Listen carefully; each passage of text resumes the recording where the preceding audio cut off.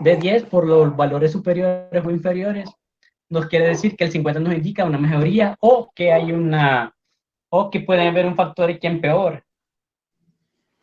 También podemos decir que aporta una asertividad confiable y la validez a un diagnóstico, por lo cual son las 12 preguntas, pueden dar por último un aspecto a considerar, la opinión propia del participante. Como pueden ver, es que le hace el paciente. Tenemos por lo menos la primera pregunta que dice, en general, usted diría qué su edad es y empieza a decir excelente, muy bueno, bueno, regular y mala. Y uno empieza ahí a hacer el chequecito y así sucesivamente. Como pueden observar también en la pregunta 2, esfuerzos moderados como mover una mesa, pasar la aspiradora, jugar bolos, caminar más de una hora, si se le limita mucho, si se limita poco, y ahí el paciente empieza, uno le pregunta el cuestionario y empieza a llenarlo conforme a las respuestas del paciente. Este se le conoce, y entonces vamos al tercero. Aquí tenemos el cuestionario de evaluación del control de la vejiga. Vamos a decir primero que la vejiga hiperactiva es una urgencia miccional con o sin incontingencia, aumento de frecuencia y nicturia, como anteriormente habíamos dicho, ¿verdad? Que la nicturia, o sea, el paciente tiene más babas, o sea, tiene un aumento de orinar por las noches que en el día. La pérdida involuntaria de orina procede o acompaña a una urgencia. Podemos también ver aquí, es igual un tipo cuestionario como el anterior, y se le realiza un cierto tipo de preguntas al paciente y uno va poniéndolo ahí conforme a la respuesta del paciente. Vamos a decir que la contracción involuntaria del destrusor se produce en la fase del llenado, o los estudios orodinámicos, y aquí lo que queremos evaluar es el destrusor hiperactivo, el DH neuronesco, el idiopático, en el punto número, y también podemos observar la urgencia, el deseo repentino en contra de orinar. Es lo que se busca en ese cuestionario, saber la incontingencia, si hay pérdida involuntaria, o acompañamiento de una urgencia, la frecuencia de que el paciente orina diurno, que pueden ser mayor a 8 veces en 24 horas al día, en la noche si son una o más veces. Este cuestionario de autoevaluación del control de la vejiga que está formado por ítems, que son las escalas de síntomas y molestias, y nos orientan a saber un diagnóstico y a cuantificar el problema, ¿verdad? También tenemos el cuestionario de incontinencia urinaria y, y tenemos el question, que es el QH, que es el QHQ. Aquí tenemos que el primero es el cuestionario de incontinencia urinaria, es un cuestionario autoadministrado que identifica a las personas con incontinencia de orina y el impacto de la calidad de vida. La puntuación en este sumen las puntuaciones de las preguntas 3 más 4 más 5, se considera un diagnóstico y cuál puede ser un puntaje de cero, ¿verdad? Podemos observar que contiene igual como en los cuestionarios anteriores, solo que aquí no es con chequecitos, sino que aquí se va preguntando, digamos la primera pregunta de aquí del cuestionario de incontinencia urinaria nos dice, ¿con qué frecuencia pierde orina? Marque una sola respuesta y aquí se le da varias opciones como nunca, que es igual a cero, una vez a una, el C, 2 o 3 veces a la Bueno, semana, literal día. podemos, Javier, bueno, entonces podemos evaluar de que existen ¿Qué manda?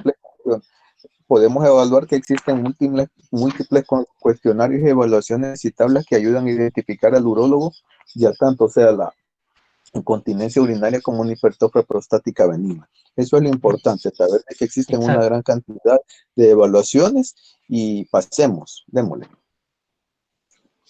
Bueno, también tenemos una clasificación que son los grados acordémonos que el tamaño de la próstata es normal, puedo decirlo así, es de 20 gramos, ¿verdad? Tenemos una escala del grado 1 que es de 20-40, grado 2 de 40-60, grado 3 de 60-80 y grado 4 de mayor 80. Aquí lo que evaluamos es saber el tamaño o el agrandecimiento que tiene la próstata, que es lo que que le sirve al cirujano para realizar el procedimiento quirúrgico o tener un diagnóstico.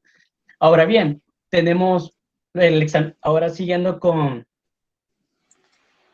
Con el diagnóstico tenemos el examen físico. ¿En qué consiste aquí? Vamos a decir que consiste en el examen físico, podemos decir que consiste en el tracto rectal, que es un examen neurológico focalizado del tono del esfínter anal, realizado por un urólogo en la consulta. El tracto rectal nos sirve para conocer Aló, el tamaño de la próstata y la consistencia.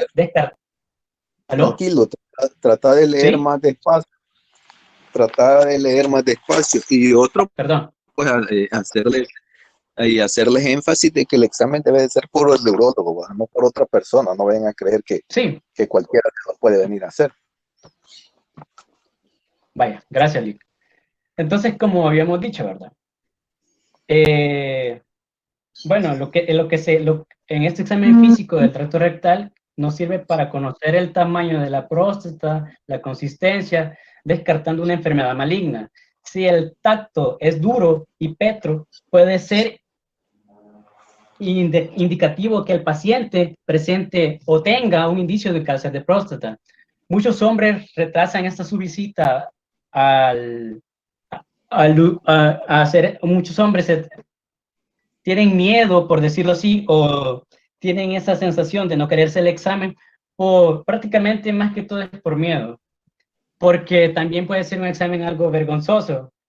Entonces muchos hombres no se realizan este examen, aunque debería de realizarse para una evaluación, pues para que tengan un indicio de que si puede tener algún agrandamiento de próstata y posiblemente tener este tipo de enfermedad, ¿verdad? Podemos decir que también vamos a hablar sobre los exámenes de laboratorio, ¿verdad? En los exámenes de laboratorio tenemos el examen de orina.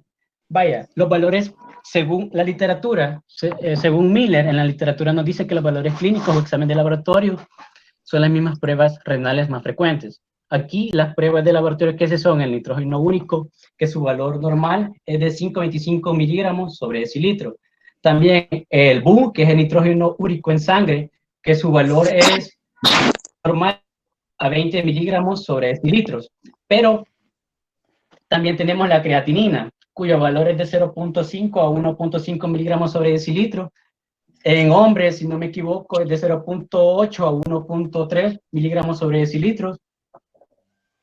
Y en mujeres de 0,6 a 1 miligramo sobre decilitro. También lo que se evalúa en el examen de orina es el sodio, que tiene que ser de 3 a 147 mol sobre mililitro. También evaluamos el potasio, que su valor normal oscila entre 3,2 a 5,2. El cloro de 94 a 110 mol sobre litros. También evaluamos el CO2, que es de 22 a 32 mol sobre litros. El ácido úrico, que es muy importante, que su valor normal oscila entre 2,5 a 7,5 litros. ¿Qué más analizamos en el examen de orina? Pues en el sistemático se evalúa el color, que tiene que ser, tiene que ser ámbar o pajizo, como se dice. Tiene Vaya, que ser, en el aspecto tiene que ser ¿y cuál transparente. es? Decinos ya el examen específico, por favor, porque ya habíamos dicho de que generalmente el paciente puede presentar infecciones repetitivas del tracto urinario, pero hay otros exámenes específicos. ¿Cuáles? Vaya, podemos decir que existe el nivel sérico de la PSA. Aquí lo tenía un poco más adelante. Vaya, esta es una prueba de laboratorio para detectar el cáncer de próstata. Prueba sanguínea del antígeno prostático específico PSA. Aquí nos dice que el nivel de la PSA en sangre se mide en unidades llamadas nanogramos por litro. Esta prueba se le extrae sangre al paciente y aquí lo que tratamos de buscar es que, bueno, aquí prácticamente lo que buscamos es la probabilidad de que si el paciente presenta, puede ser un indicio de que el paciente presenta cáncer de próstata, aumentada a medida que el nivel de la PSA sube. El valor normal el valor límite de la PSA es de 4 nanogramos por mililitro. También podemos decir que el antígeno prostático específico, PSA, es una proteína producida por las células de la glándula prostática. La PSA se encuentra principalmente en el semen, aunque también se puede encontrar en pequeñas cantidades en la sangre. Por eso esa prueba se hace a nivel sanguíneo, ¿verdad? El nivel de PSA en sangre se mide en unidades, en nanogramos, como ya hemos dicho, y el valor estándar, por decirlo así, o el valor normal, es de 4, ¿verdad? Ya, la mayoría Rafael, ya que recordemos que la mayoría... Sí. decime por lo menos 5 causas por las que se puede ver aumentado el PSA.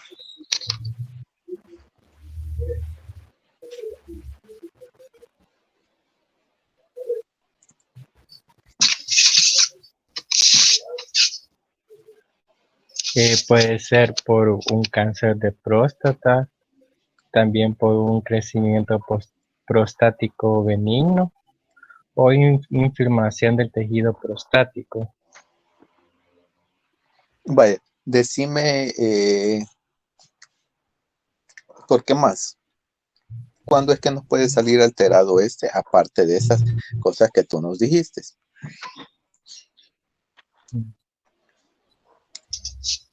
Ok, vale, te voy a cambiar la pregunta. ¿Qué recomendaciones da el urólogo antes de tomarse esta prueba?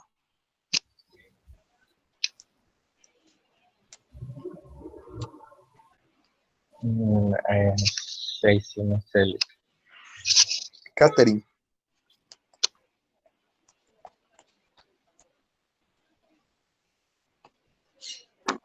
Eso sí, no sé. Rina. No, Lick, eso sí no sé. Carmen. No, las recomendaciones no lo sé. Solo sé Javier. que se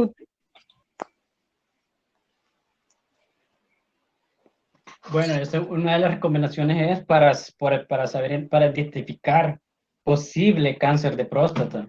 No, la recomendación Y es antes no de tener tomarse este examen. no tener relaciones sexuales. Exacto, eso es uno. Son una no gran evitar el cantidad. coito. ¿Qué más, pues?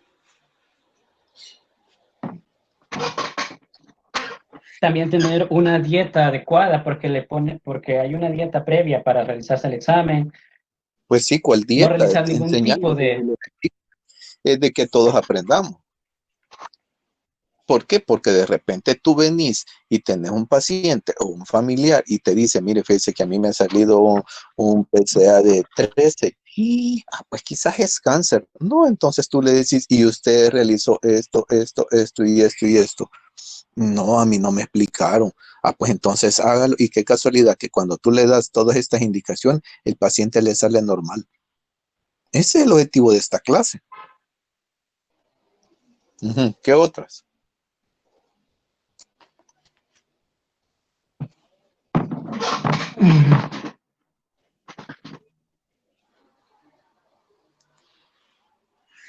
Nada. Se recomienda que los pacientes por lo menos unas 24 a 48 horas no anden en bicicleta. 2. Se recomienda que los pacientes no consuman gran cantidad de carnes. 3. Se recomienda de que estos pacientes durante 24 a 48 horas no realicen ejercicios extenuantes. 4. Que no tengan relaciones coitales. 5. Que no permanezcan sentados mucho tiempo previo al examen. Y así una gran cantidad de recomendaciones que se deben de tomar. Entonces, como bien decían ahí, la dieta es sumamente importante. Y la relajación de todo. Pues recuérdense que está relacionado también con la testosterona y todo ese tipo de hormonas sexuales masculinas. Entonces, a raíz de eso es que dejan toda esa dieta. Eso hay que tenerlo presente para a veces no asustarnos cuando nos llegan unos PSA demasiado altos y es cáncer. Creo de que allí, no sé si ya dijiste, de que un PSA alto tampoco es confirmativo de cáncer. O ya lo dijiste, Javier. Sí, exacto, porque también tenemos que recordar que esto no sirve, bueno, esta antígeno no sirve para determinar si un paciente requiere tratamiento, ya sea médico y quirúrgico, tampoco nos sirve para saber el tamaño de la próstata. y tampoco nos sirve para diagnosticar con certeza si el paciente presenta cáncer de próstata. ¿Y entonces para qué nos sirve?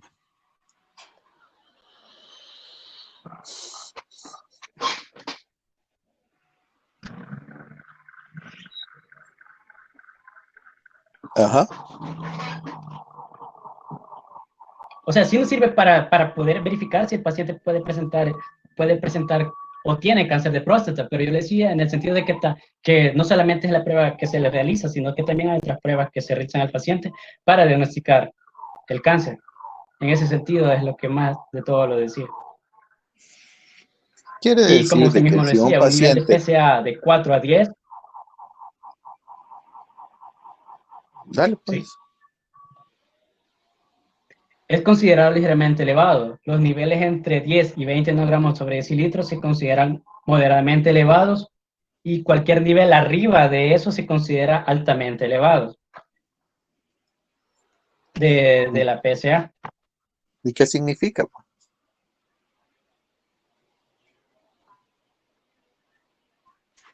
Bueno, quiere decirte que todo aquel que tenga de 4 a 10 nanogramos tiene la probabilidad de 1 a 4 personas de padecer de cáncer.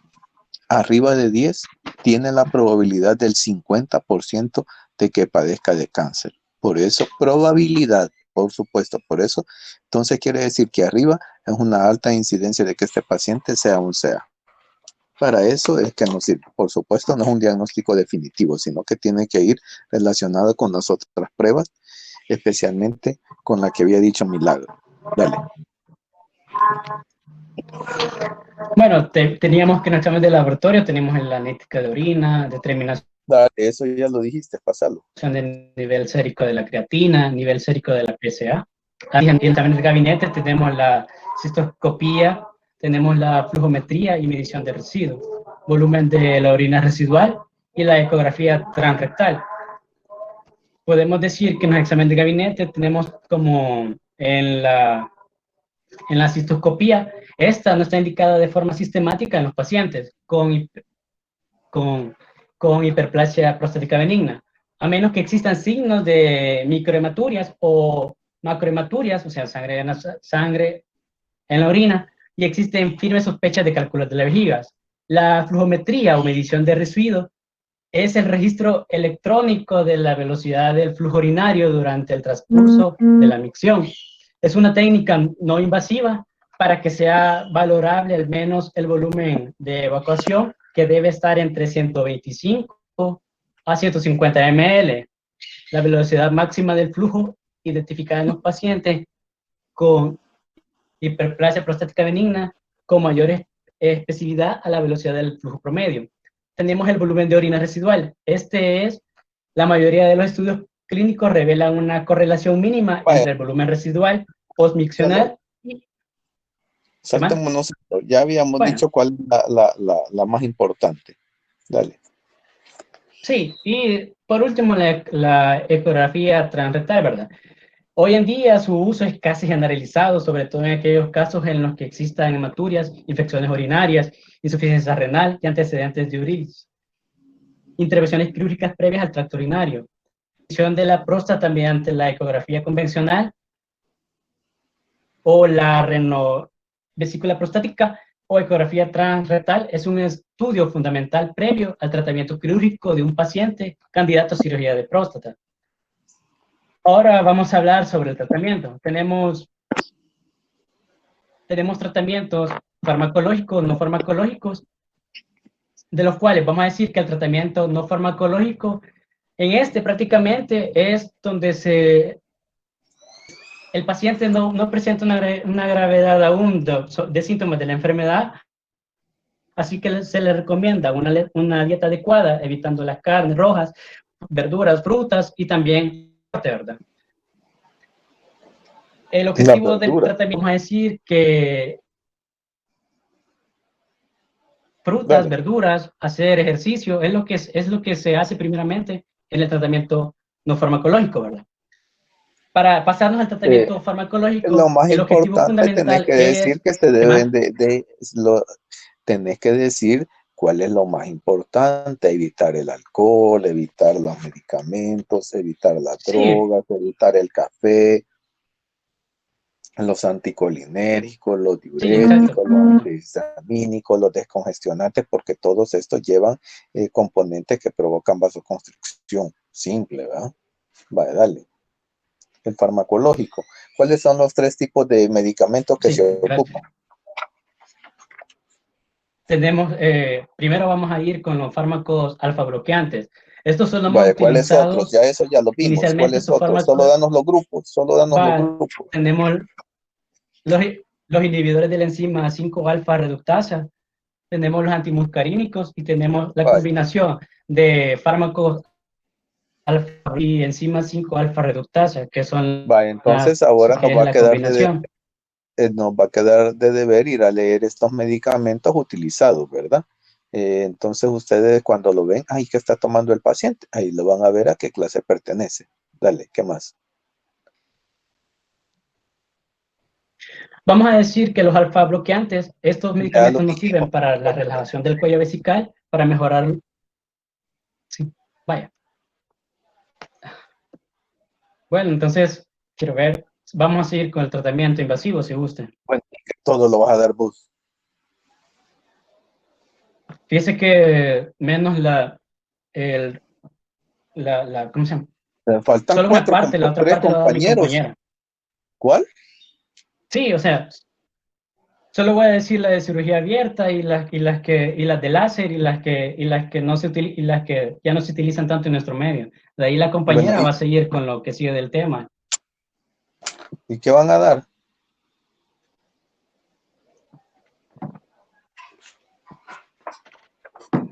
Catherine. Sí, yo voy a hablar sobre lo que es la resección transuretral de la próstata, de las soluciones, Rina, ¿de qué va a hablar? Del manejo anestésico, de la evaluación preoperatoria, de las Carmen, ¿de qué consideraciones. va a hablar? Yo voy a hablar de las complicaciones del síndrome RTU y las complicaciones que se relacionan a los líquidos de irrigación en este procedimiento de RTU. Ah, vale, muy bien. Entonces, dale, Javi. Bueno,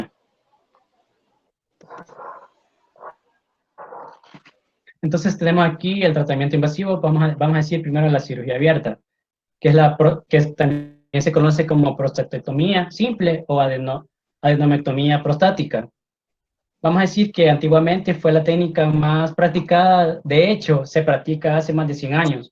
Hace 10 años tan solo se practicaba cirugías abiertas en próstatas a partir de tamaño de 50 gramos. Esto hoy en día ha cambiado y se utiliza esta técnica con mayor normalidad en próstatas incluso mayores de 100 gramos, salvo excepciones, ¿verdad? Entonces, vamos a decir aquí que hay 2 técnicas habituales que se utilizan, de las cuales está la prostatectomía suprapúbica, que es la técnica de Fletcher. En esta es una incisión. Esta vamos a decir que es la denucleación, que es lo que enucleación es, la extirpación de un órgano o un tumor de manera que salga entero o como una nuez. Ese es el término de enucleación. Entonces, vamos a decir que en esta, del adenoma a través de la vejiga, utiliza en el caso de problemas concomitantes, tales como los cálculos vesicales, que pueden ser muy grandes, o para reparar un divertículo. En la segunda tenemos la prostatectomía simple o repúbica. Esta es la enucleación de un adenoma a través de una incisión en la comisura anterior de la próstata, que también se le conoce como técnica de Milja. Importante es conocer de que existe una cirugía abierta. En Pacheco, ahí está por todavía.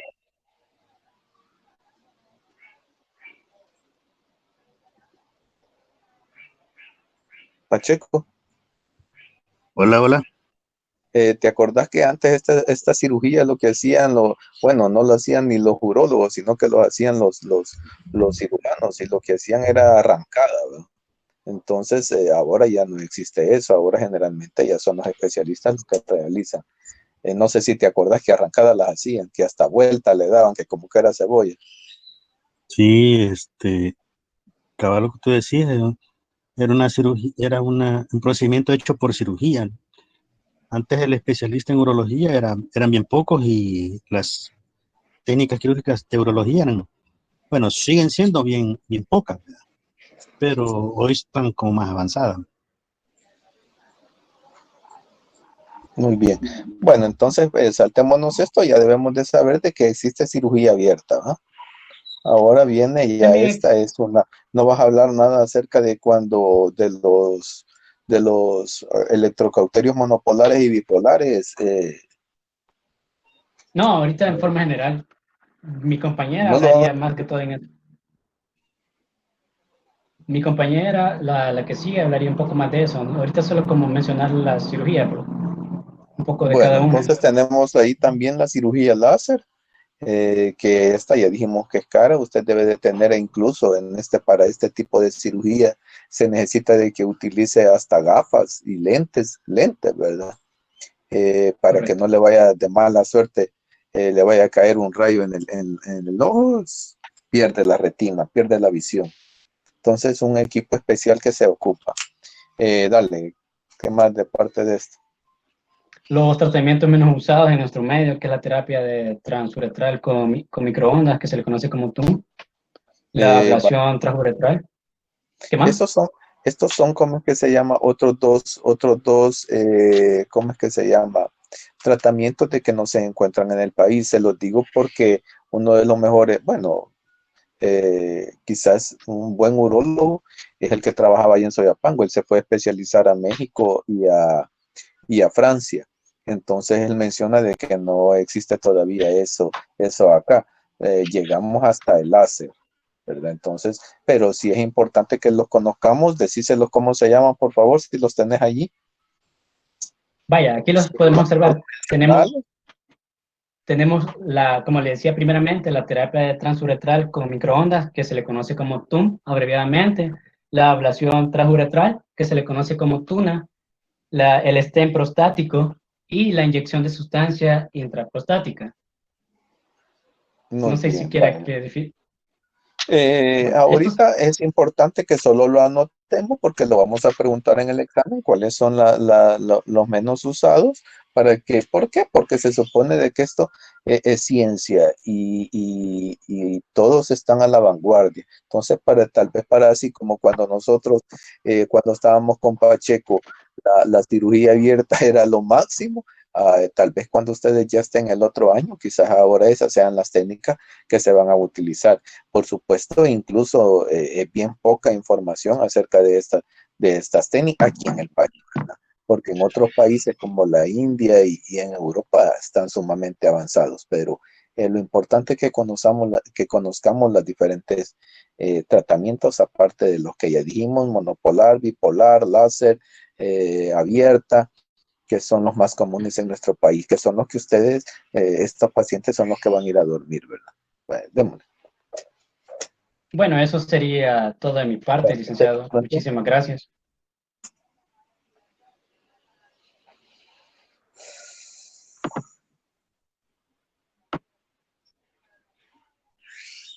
Pacheco, ¿algo que agregar para mientras se conecta la muchacha?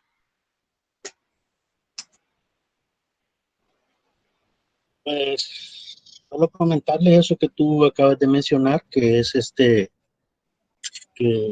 um, cuando nosotros nos entrenamos, ya ¿sí me escuchan?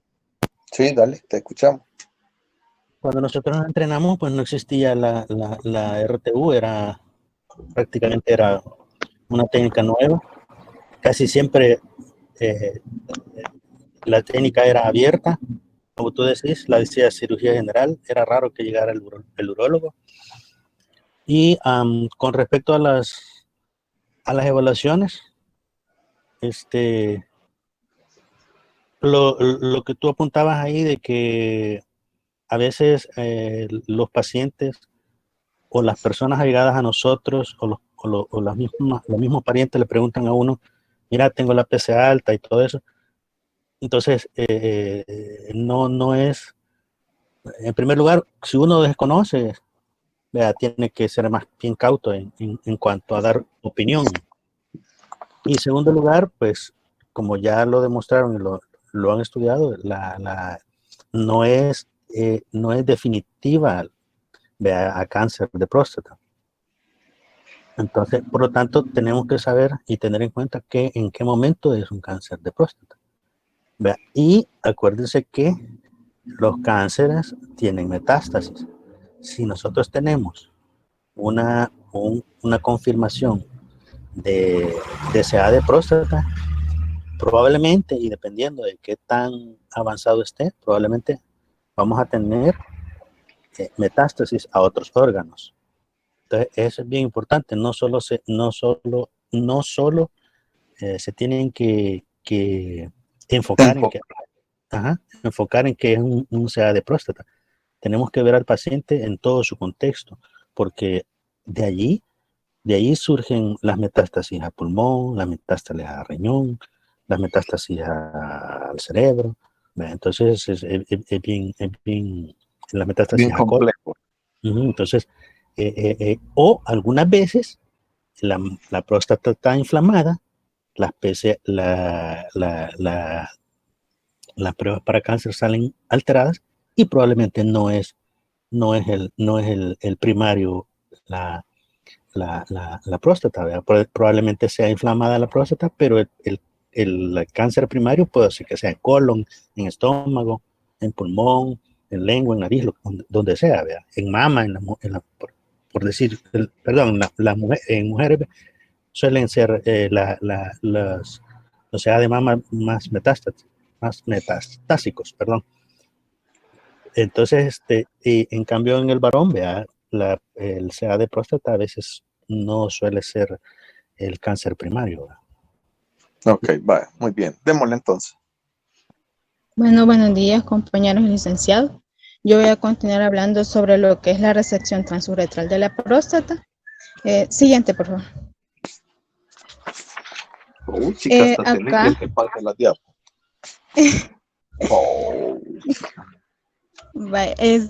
Vamos a saber que la resección transuretral es una operación que consiste en lo que es en la extirpación de los lóbulos laterales y medios hipertrofiados de la próstata mediante lo que es una asa metálica eléctrica. Primero, se va a ver lo que es, la intervención va a iniciar con lo que es una citoscopía para descartar alguna anormalidad contaminante o el valor del tamaño de la glándula. Luego se va a introducir lo que es el recetoscopio, que va a ser un instrumento especializado con un electrodo capaz de coagular y cortar el tejido simultáneamente. Esto se hace a través de un citoscopio modificado. ¿Sí? Definimos qué es una citoscopía, porque yo casi no he escuchado ese término. Esta es como una exploración para descartar lo que es una normalidad y ver el valor del tamaño de la glándula. Esto se hace por medio de un citoscopio que que se introduce por medio de la uretra y en esta lleva una camarita. Sí, correcto. Como tú decís, así es. Eso a veces se hace para poder evaluar el tamaño de la próstata. Y como tú muy bien lo apuntas, solo lleva una cámara y en ese caso el urólogo puede ver si entra. Si no logra entrar, pues entonces quiere decir de que está inflamada y comienza y hace lo que es la RTU. Es como un método diagnóstico. Sí. Para este tipo de intervención se necesita, ¿sí? ¿Y la cistoscopía solo sirve para la RTU? Por lo que sé, no. ¿Para qué otra cosa sirve la cistoscopía? No recuerdo muy bien, pero sí sirve para otro tipo de intervenciones. Ayúdale, Javier.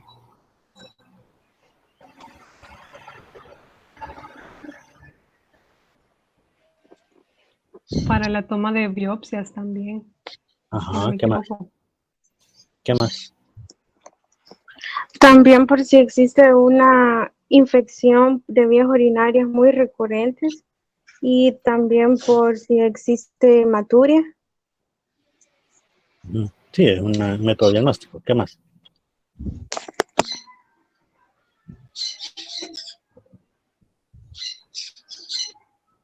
¿Para qué más la cistoscopía? Porque ustedes los van a llamar al quirófano y les van a decir, mire, licenciado, vamos a hacer una RTU, pero primero le vamos a hacer una cistoscopía.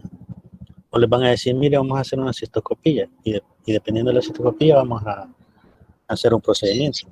¿Qué otros procedimientos, además de la prostatectomía o de la RTU, pueden hacer con la cistoscopía?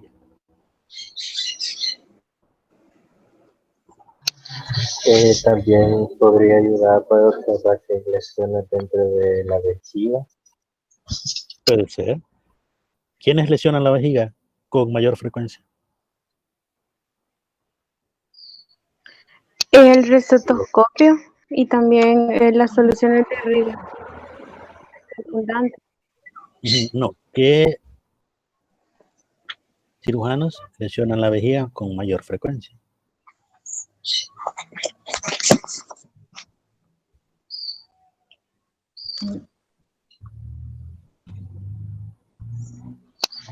Cuando hacen la parotomía. Sí, pero ¿quiénes más? Con mayor frecuencia, ¿quiénes más lo Los hacen? obstetras. Los Usted, obstetras. cabal, cuando hacen cesáreas, vean. Cuando hacen cesáreas o cuando hacen histerectomías. Vean, sigamos. Vaya, en esta técnica se dice que es necesario irrigar lo que es de forma continua la vejiga y la uretra prostática para conservar lo que es la visibilidad y distender lo que es el sitio quirúrgico y también así eliminar lo que es el tejido resecado y la sangre. En esto se pueden emplear las técnicas con RTU, con una asa monopolar o con una asa bipolar. La que es la asa monopolar, esta nos va a generar corrientes de alta frecuencia, aptas para realizar un corte puro o coagulación. También son ideales para lo que es, lo ideal de estos electrobisturí, es que generan corrientes muy puras de un alto voltaje entre 300 y 900 voltios. También una alta frecuencia de 300 kHz o 2 MHz y también un bajo amperaje de 250 miliamperios. Este es capaz de atravesar lo que es el cuerpo humano sin producir otros daños.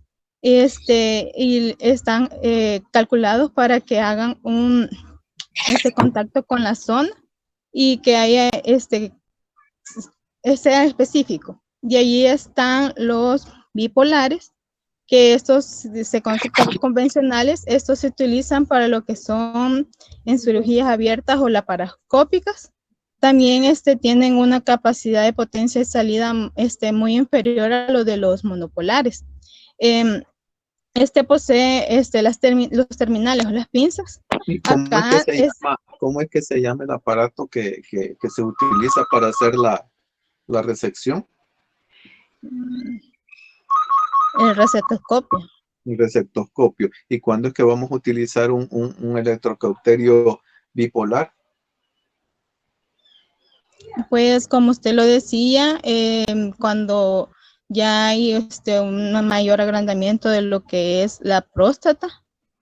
¿Y cuál es la diferencia entre el monopolar y el bipolar? Es que bueno, por lo que yo tenía entendido de que en el monopolar, acá se pueden utilizar lo que son las soluciones que no son electroconductivas. Y en el bipolar ya se pueden utilizar como lo que es la solución salina. Excelente, muy buena diferencia. Eso es lo que queríamos. ¿Qué más? Con respecto a eso, bueno, después voy a seguir hablando sobre lo que son las soluciones para ver cuáles son tenemos lo que también que en este tipo de intervención hay lo que es la hemorragia y es frecuente, pero se dice que en esta se pueden controlar los vasos de los, cuando se abren lo que son los grandes senos venosos, la hemostasia se va a hacer difícil. Seno venoso prostático, ¿verdad? Porque hay otro seno Sí. venoso. Sí. Entonces, se dice que si la hemorragia es incontrolable, se puede finalizar la intervención y lo más rápido posible se debe de introducir lo que es una sonda Foley en la vejiga y se debe aplicar lo que es una tracción a la misma. Y Bueno, creo de que esa es una complicación que van a describir más adelante, ¿verdad? Sí, también tenemos que algo que nos puede complicar es lo que es la hipotermia, ya que Vaya, esto pero esa es una disminuye. complicación. Ahorita no nos estás hablando de las complicaciones, porque ya viene alguien que dice que las va a decir, o sos tú la que las ibas a decir. No, mi compañero, No, yo solo les iba a entonces mencionar. no lo decir. Bueno, démosle. ¿Qué más? Siguiente, por favor. Wow. ¿Y quién te las está pasando? Carmen Morena.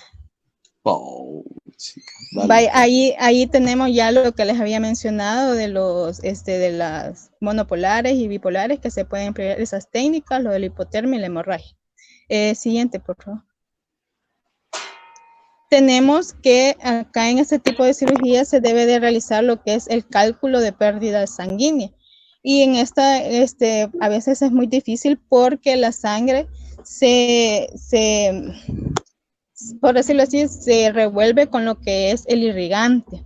Entonces, ahí encontré esta fórmula donde se calcula lo que es el hematócrito del líquido irrigante que ya se utilizó y el volumen de y se divide en lo que es el hematócrito inicial del paciente para poder encontrar lo que es la pérdida sanguínea de nuestro paciente. ¿A dónde encontraste esta fórmula? Fíjese que la encontré en una tesis. En una tesis. Sí. Y entonces para mandar a leer a estos muchachos, ¿qué tesis le vamos a decir? Es una de Perú en la que yo la encontré, pero no sé. Pues sí, entonces, pero son como 1 millón de tesis en Perú. Entonces, se van a tirar toda la vida buscándolo. Sí, es que esta tesis habla sobre la hiposmoralidad, algo así. Por eso, entonces, ¿cómo hacemos para que ellos la vayan a leer? Se las puedo mandar. Ah, bueno, muy bien. Bueno, dale. Esta fórmula se encuentra en el libro de secretos de anestesia. Entonces, allí vamos a ir a buscarla y allí la vamos a ir a leer para la mayor comprensión, aparte de la media explicación que nos va a dar aquí la Catherine. Catherine, ¿va? Sí, sí, Bueno, sí, es que también estaba en ese libro, pero en la tercera edición. Que hoy día te acordaste. Pero en la tercera edición, pero es que esa no la tengo, entonces por eso la encontré en una tesis. Vaya, se dice que la hemorragia promedio va a ser de 2 ml por minuto a 4 ml por minuto. También tienen que ver lo que son los signos vitales del paciente para ver cómo guía lo que es la transfusión, en esto en resecciones prolongadas, y se debe de ver también, es recomendable ver las valoraciones seriales de las concentraciones de hemoglobina. ¿No trajiste ningún ejemplo acerca de cómo no? Sí. Siguiente, por favor.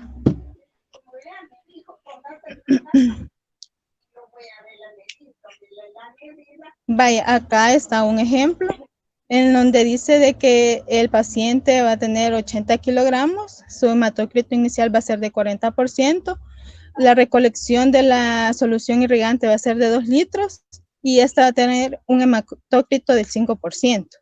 Como pueden ver, se multiplica lo que es el hematócrito de la solución por el volumen de esa misma y se divide entre lo que es el hematócrito del paciente y eso nos va a dar que son 250 ml de pérdida sanguínea de nuestro paciente. ¿Y cómo nosotros recolectamos este hematócrito del irrigante? Eso sí, no lo, pero, Y entonces, ¿cómo lo vamos a hacer nosotros? o sea, es que mi lógica es que se tome una muestra y ¿Una muestra de dónde? de líquido, ¿De cuál líquido? de la solución irrigante que ya se utilizó para saber el hematócrito de eso. ¿Cuál es esa? Pues eso sí, no lo sé. ¿Alguien que le ayude? Rafael. No lo sé.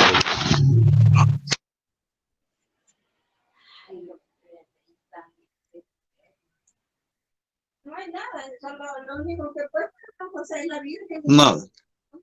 Este sí, se lo puedo buscar porque sí, no, eso Pues sí, sí, no. pero ¿y cuándo lo vas a buscar? Si el tema era ahora. Ahora es de que tenías que explicárselo a tus compañeros. Bueno, Si tú ibas a dar la fórmula, tenías que saber de dónde es que proceden todos estos valores. Porque el otro año, ¿de qué nos va a servir? Quizás ya estaremos muertos por COVID. Ahora era el día.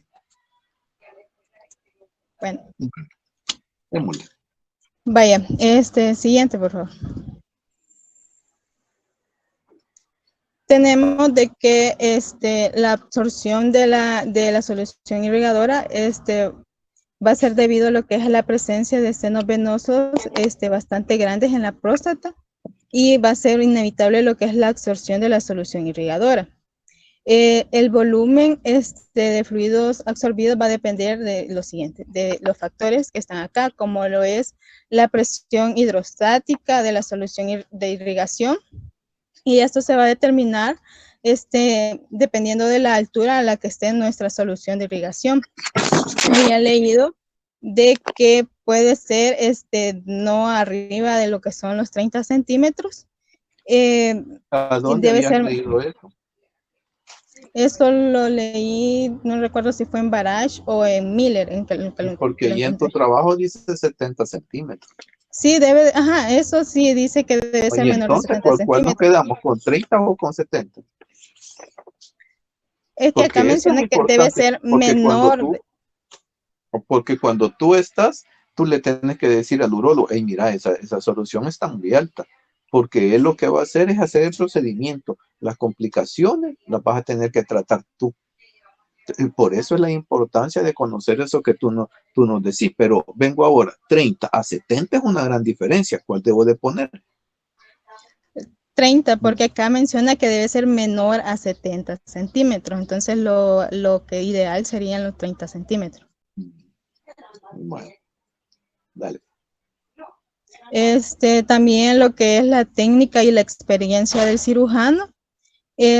Normalmente dice que la mayoría de este tipo de cirugía va a durar de 45 a 60 minutos y eso va a depender mucho en lo que es la absorción de los líquidos y también de las soluciones que se van a utilizar. Otro factor es el número de senos venosos abiertos de la próstata y la presión venosa periférica, que en la próstata va a ser alrededor de 10 miligramos De estos milímetros de factores, mercurio. de todos estos factores, ¿cuál crees que es el más importante? Lo de la presión hidrostática de la solución ¿Crees tú que eso es lo más importante? o también el número de senos abiertos. ¿Tú crees que eso es lo más importante? Bueno, en sí la técnica y la experiencia del cirujano, Bueno, porque entonces todos para vos. sí.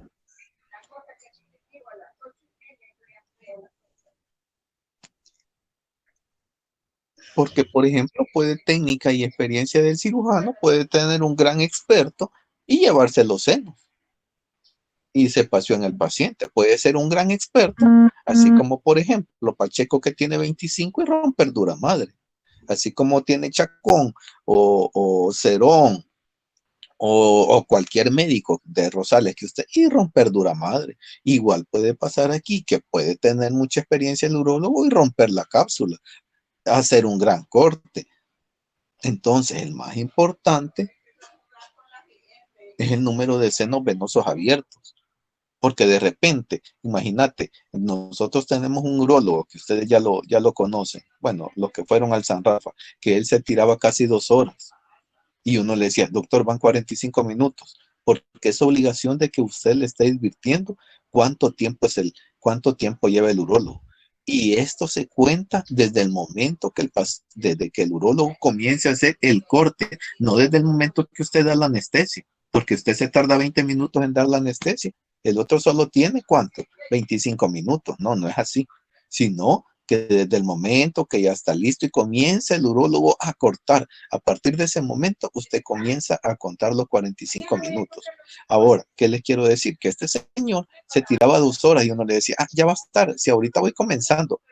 Y uno, ¿y qué le puede decir usted al urólogo? De repente, hora.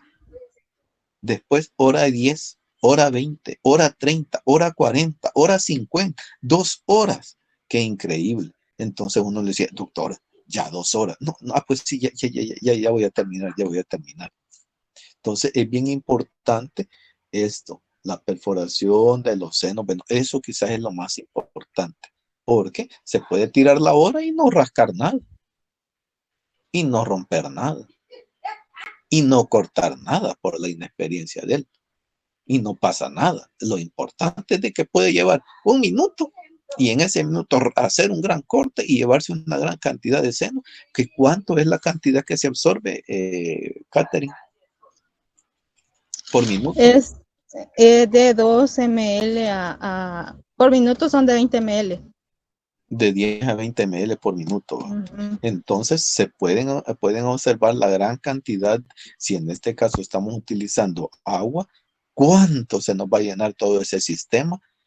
Que hasta el paciente no puede llevar a un edema. Entonces, ¿cómo se llama la mayor complicación por eso, Catherine?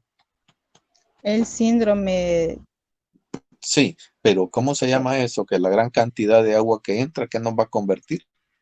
Nos puede dar hiponatremia y hiposmolaridad. ¿Cómo se llama? ¿Cómo se llama?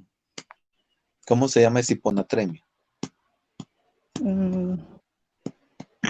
Hiponatremia dilucional. Correcto. Entonces, que no se les olvide ese término, porque disminución de sodio puede ser por gran cantidad de factores, pero en este caso no hay una pérdida de sodio, sino que lo que ha hecho es de que ha diluido esta cantidad de sodio que nosotros tenemos. ¿Cuánto es el valor normal, Catherine? El valor sérico del sodio es de 136 a 145 milismoles por Correcto, litro. entonces quiere decir que ese sodio no lo hemos perdido. Lo único que se ha hecho es como cuando ustedes tienen, vamos a poner un ejemplo, la sal. Ahí está la salita blanquita, pero viene usted y le entra 1 litro de agua, todo eso desaparece. Pues lo mismo pasa con el sodio en el sistema, de que se diluye, por eso se llama hiponatremia dilucional. Que no se les olvide para el examen. Entonces no quiere decir que lo hemos perdido, sino que se ha diluido. Vaya, démosle. Vaya, siguiente. Vaya, acá está el cálculo de la absorción. Entonces tenés que decir, en vista de que exista una hiponatremia dilucional, también tenemos mecanismos compensadores como esta fórmula. Sí, esta nos va a ayudar a lo que ya mencionó el de la hiponatremia dilucional, a ver cuánto volumen ha absorbido nuestro paciente, y esto va a ser por los parámetros de lo que es el sodio sérico preoperatorio y el sodio sérico postoperatorio y lo que es el líquido. ¿Dónde encontraste esta fórmula? En la tesis también. Sí. Bueno. Dale. Acá menciona lo que se va a utilizar lo que es el líquido extracelular. Es más que todo el 60% de lo que es del cuerpo, y está entre lo que es el líquido extracelular, va a ser, se va a tomar como referencia, está el intersticial y el intravascular. ¿Trajiste el ejemplo? Sí. Vaya, pues explicándolo pues en el ejemplo. Vaya, siguiente, por favor. Vaya, acá en este ejemplo tenemos de que es un paciente con de 60 kilogramos, tiene un líquido extracelular, va a ser de 12. Esto se calcula por una fórmula que es del peso por el porcentaje de líquido extracelular, y aquí vamos a tomar como de 20 a 30% de lo que es el peso corporal. Entonces, al multiplicar lo que es 60 kilogramos por el 20%, nos van a dar 12 litros. Eso lo vamos a tomar como el líquido extracelular.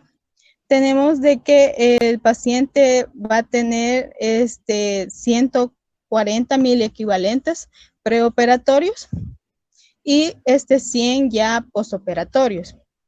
Acá tenemos que al dividir lo que son el sodio sérico preoperatorio entre el sodio sérico postoperatorio, y lo debemos de multiplicar por lo que es el líquido extracelular. Y acá nos va a dar 0. Permítanme.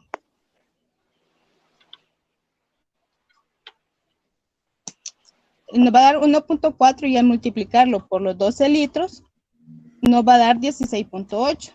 Y a esto se le va a restar otra vez lo que es el líquido extracelular, que van a ser menos 12.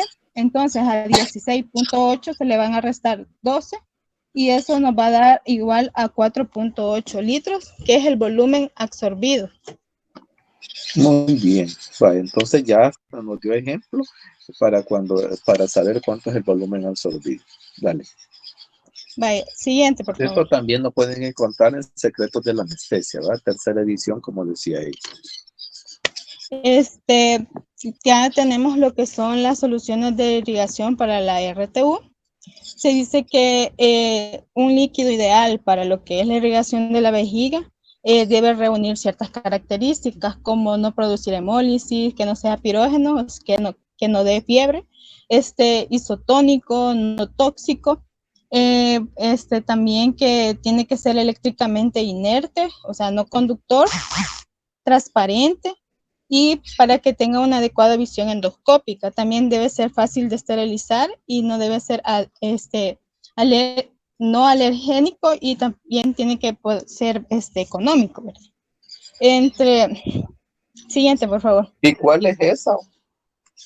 Pues no hay, en sí no hay una así ideal. Vaya, entre las soluciones tenemos lo que es el agua destilada, el suero salino, la glicina al 1.5% y el retinol al 5%. El agua destilada ya es menos utilizada por las complicaciones que daba, como la hemólisis, lo de la hiponatremia. Daba más que todo lo que era el síndrome post-transurretral. Vaya, de ahí, con respecto a lo que tú estás diciendo, que es la menos utilizada, nuestros hospitales es la única que utilizan, ¿verdad? Porque las otras soluciones... es que supuestamente esto se fue desfasando, pero acá siempre se utiliza. Bueno, entonces siempre tenés que ser específica con lo que trabajamos nosotros, ¿verdad? Porque de repente cuando ustedes llegan a los hospitales van a decir, bueno, y esos más que no sabían y que no decían que no se ocupaba, pues, pero en realidad es lo que en nuestro medio se ocupa. Entonces, ahora hablando acerca, ¿cuánto es la osmolaridad del agua? Del agua es 0. Es 0, correcto, ¿verdad? ¿Cuánto es la de la glicina? De la glicina es, bueno, de la del 1.2% es de 175 milimoles por kilogramo, y de la de 1.5 de 220 milimoles por kilogramo. ¿Y la de la solución salina? La de la solución salina es de 308 milimoles por litro. Chica, ya me imagino que tenés pegado todo así en la pared, ¿verdad? Todos los voladitos. Entonces, me imagino que así están en el día del examen. Bueno, lo importante es que dijiste las osmolaridades. Hay que tener presente, en este caso, los diferentes tipos, y la que más utilizamos es el agua. Entonces, ¿cuál es la mayor complicación que nos puede dar la glicina? Esta es la toxemia por glicina, por la porque eso se convierte, o sea, sus receptores son iguales a los del aminoaspartato y esto se puede convertir en lo que es amonio. Amonio. ¿Y qué nos va a dar entonces? Esto da lo que es la hiposmolaridad. Es neurotóxica, ¿va? ¿Qué más? Sí, es neurotóxica. ¿Nos puede dejar ciegos, sí o no? Sí, afecta en lo Vaya, que esto es es lo que en quiero la que nos visión. diga, pues. ¿Qué más? Esta también nos puede, que eso también lo va a decir mi compañera, hablar de esa complicación. Pero también nos puede dar lo que es eso de la toxicidad y nos va a afectar lo que es el sistema nervioso. Y estos puede haber inquietud, puede haber lo que son mareos. ¿Cuál es el principal signo de un síndrome de resección transuretral?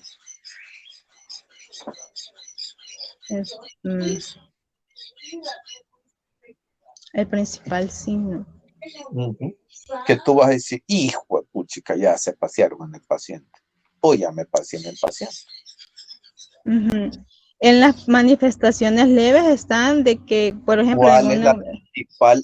Mire, dedíquense a responder lo que se les pregunta. Yo no he dicho leve, moderadas, severas, nada. Rafael.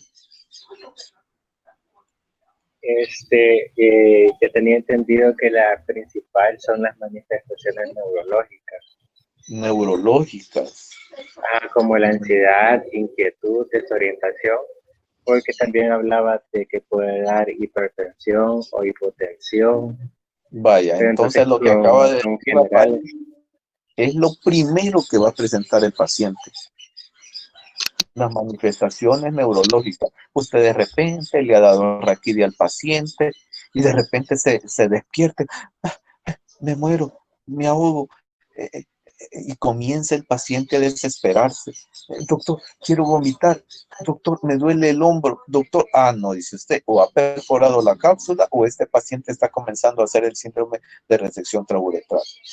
Y cuando comienza, quiere decir de que ese sodio está ya demasiado diluido.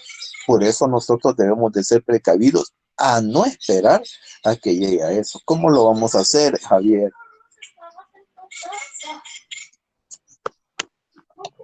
¿Qué manda? Bueno. ¿Cómo vamos a evitar eso? Pues tenemos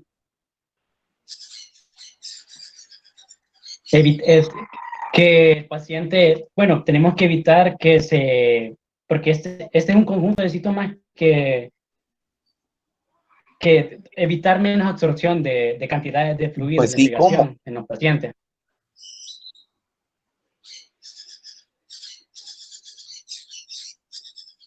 Reducir rápido el fluido, o sea, hacer disminuir el contesten lo que se les pregunta.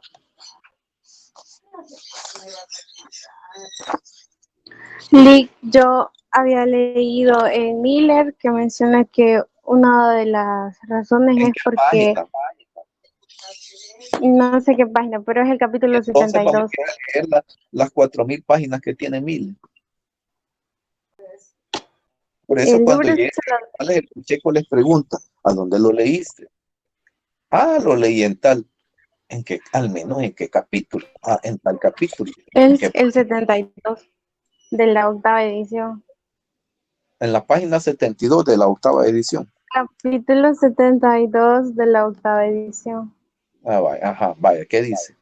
Que dice de que esto se puede también evitar porque como hay una hemorragia por el número de senos venosos prostáticos que están abiertos, entonces uno de los tratamientos en sí rápidos es que menciona que es sacar el recetoscopio e introducir una sonda Foley para que cuando el balón se infle, evite el sangramiento, o sea, reduce el sangramiento. Entonces, uno de los tratamientos para que... Sí, pero para estamos hablando de la hemorragia, que es diferente al síndrome.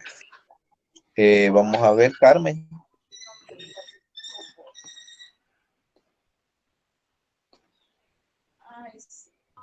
Aquí resulta bastante importante que se reduzca la absorción de líquido irrigante. Entonces, ¿Cómo lo vamos a hacer? para eso es necesario que la cirugía sea menor a 1 hora, porque entre cada minuto que pasa aumenta el líquido absorbido. También es necesario Ajá, dale. También que el líquido no tiene que estar más allá de los 30 centímetros por arriba de la mesa, y tienen que evitarse los líquidos que sean hipotónicos, así como tratar la hipotensión arterial más con vasopresores que con líquidos, porque aquí en esos pacientes ya han absorbido o están más propensos a absorber los líquidos por la cirugía que se está realizando. Bueno, entonces cuando le toque complicación vamos a agarrar. Dale, continúa entonces. ¿Cuánto te falta?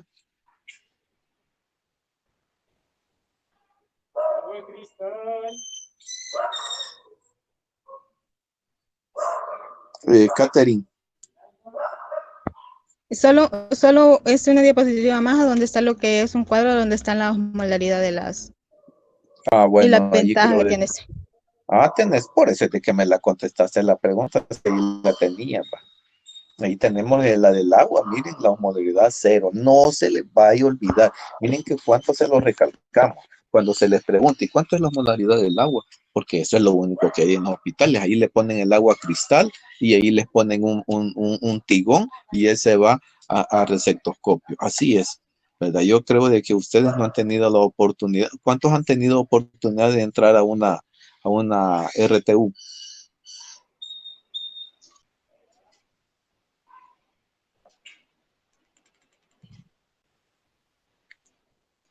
Yo estuve como una vez, creo.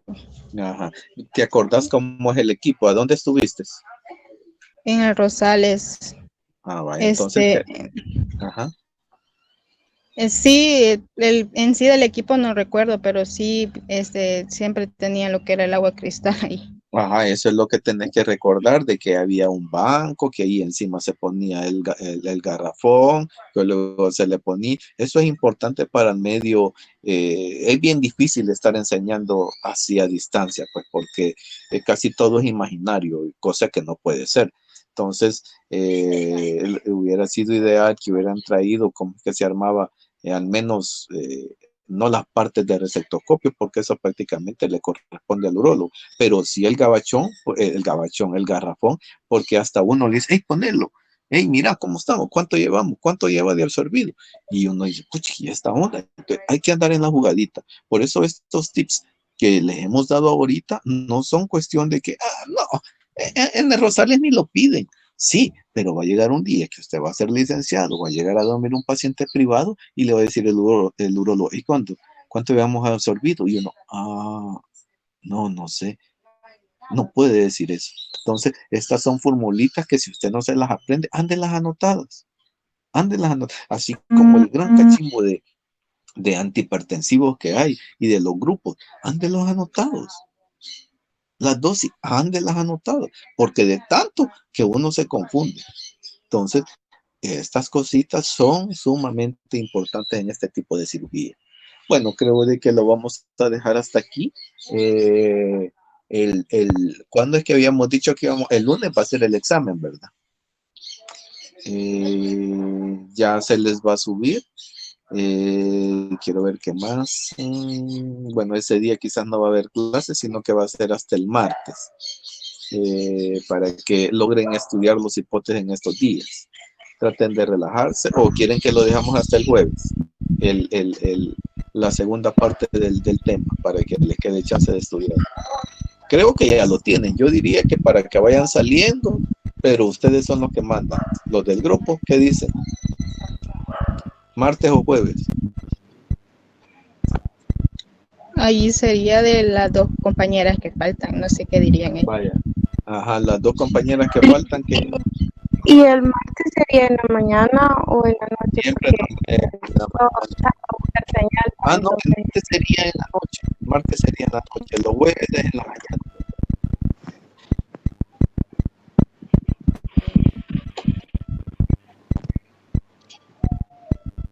Entonces, el jueves en la mañana.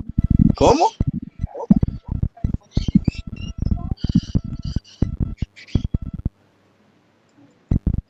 Bueno, no dicen nada. El jueves, por favor. Es que yo voy a acompañar a mi papá ese día al hospital por una cita que tiene, entonces no voy a poder, pero si se puede el jueves, el jueves.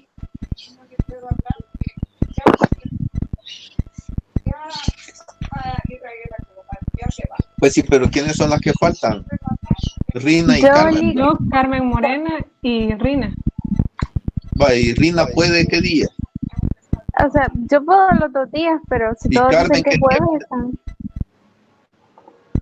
Pues yo el jueves, pero si usted dice martes, el día que usted diga está bien. Y no decir que el jueves tenés cita con tu papá. No, el martes es el que tengo la cita. Ah, O sea, que yo acompaño a mi papá.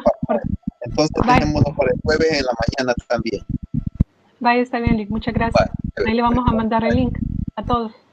Vaya, sí, porque o si no, pues ahí está como les digo, Secretos de la Anestesia, que ya es un libro, ¿verdad? Entonces tratemos siempre de afianzar nuestra prueba académica en base al libro. Pero ya que tenés el link, pues mándale eso. Vaya, entonces está bien, pasemos. Lick. Muchas gracias.